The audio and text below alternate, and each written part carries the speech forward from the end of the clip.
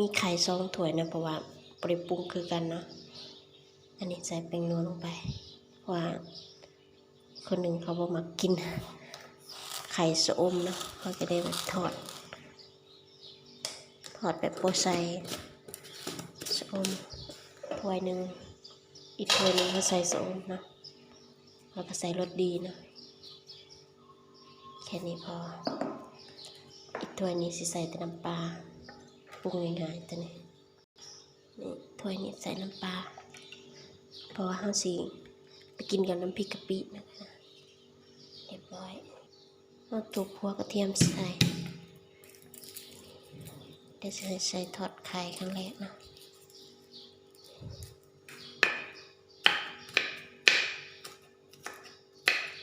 เรียบร้อยนี่เขาตากน้ำมันเรียบร้อยนะ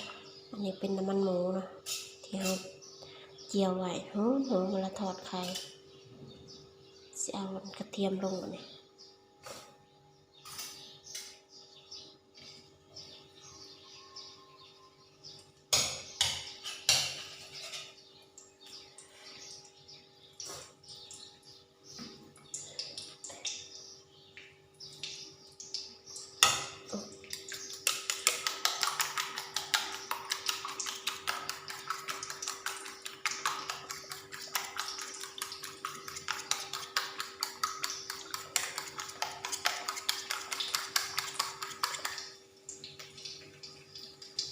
น้ำมันเริ่มหอนแล้วเข้าไปเอาไข่ลงลงเลย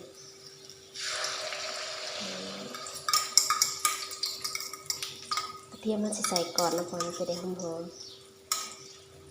เจียวกระเทียมแบบเหลืองๆหอมเทไข่ลงไปแล้วกัน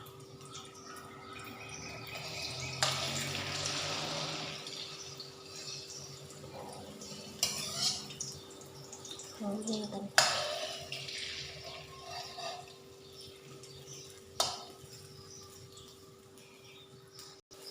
พอกับด่านเรียบร้อยเราจะลืมกดโทรศัพท์ ลืมกดก่อนนะไปปิดไฟก่อนนะแดดเรียบร้อยทอดไข่นะน่ากินนะทุกคนหอม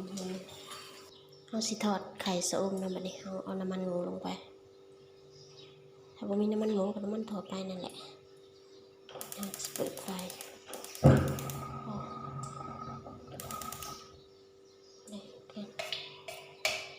รอน้ำมันร้อนแล้วก็เอาสะอมลงเอาไข่ลงนะน้ำมันเราเริ่มร้อนแล้วเราก็เอาผักขาหรือว่าสะอมลงเลยเอามาทอดก่อนนะเราจะบดเด็ดเราสิทอดแบบทั้งต้นนี่เลย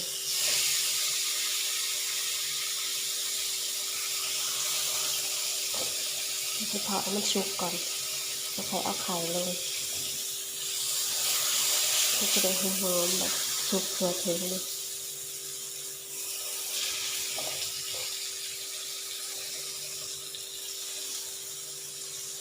ถ้าผู้ได้แบบบ่หมักแล้วนี่ก็สามารถเด็ดก่อนก็ได้นะถ้าใครชอบนี่ทอดออกมาแล้วสวยดี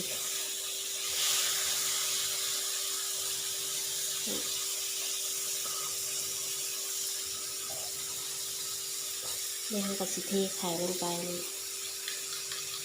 ไข่คือสีหน่อย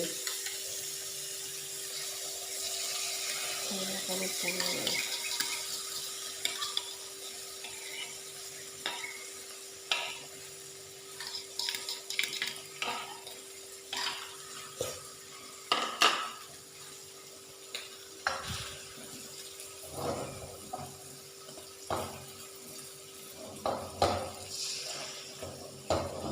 มันจะถั่วต้นหอมเลยมัดไว้พอกระเทียมรุดเลยแล้วครับปีนกับงาเนาะเขาก็ยกทางผักขาหลุดปีนปุ๊บแล้วรอสักครู่เขามาปีนเดี๋ยวจะมาปีนนะทุกคน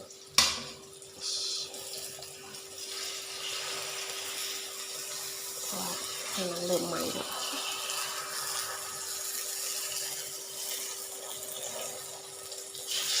ปุ๊บสักพักมันก็เริ่มใหม่แล้วจ้ามันเป็นยังอ่ะเดี๋ยวเอาไข่มาตอกใส่เพิ่มดีกว่าพอดีมันบดถั่วเลยใส่มันบดถั่ว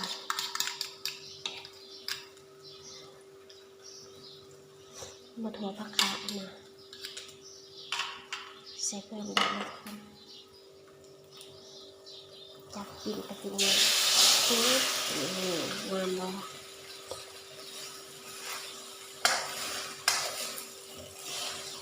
ทอดปีนง่ายดีน่ากินแล้ว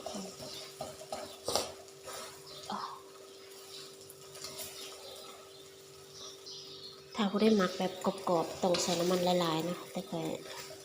เอาแบบพอดีบ่กรอบเห็นหรอกบ่หมักใส่น้ำมันหลายกันเลยเวลาเขาทอดมันจะกรอบๆแต่เคยเอาแบบนี้แหละนี่เป็นไงหน้าตาน่ากินมากแต่เรียบร้อยเดี๋ยวเราไปตำน้ำพริกเลย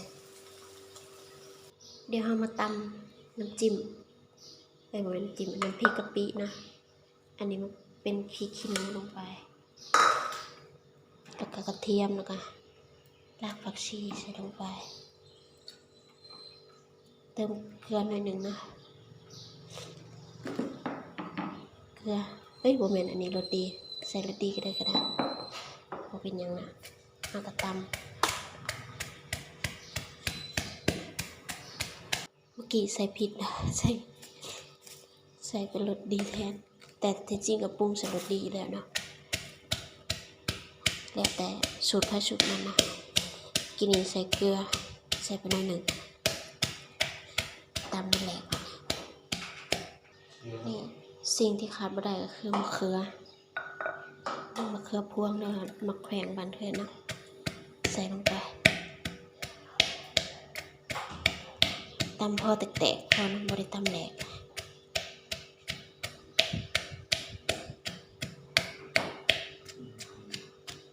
เขาตำแหลกแล้วนะคะก็ใส่เครื่องปรุงอันนี้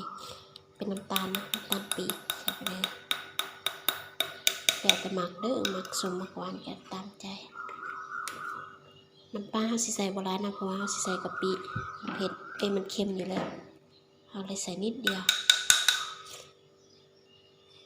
ใส่แป้งนัวพร้อมเนาะใส่นิดนึงนี่กะปิของเขาใส่ประมาณครึ่งบวงใส่บะหมักใส่ลายบันไดตำส่วนผสมเข้ากัน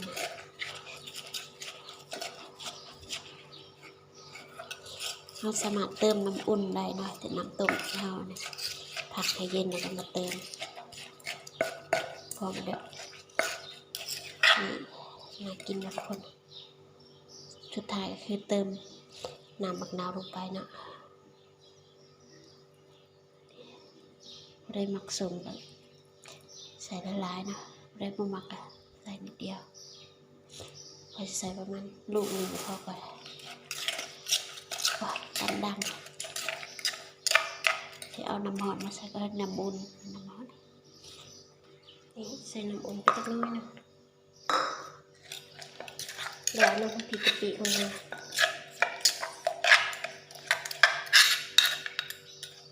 เรียบร้อย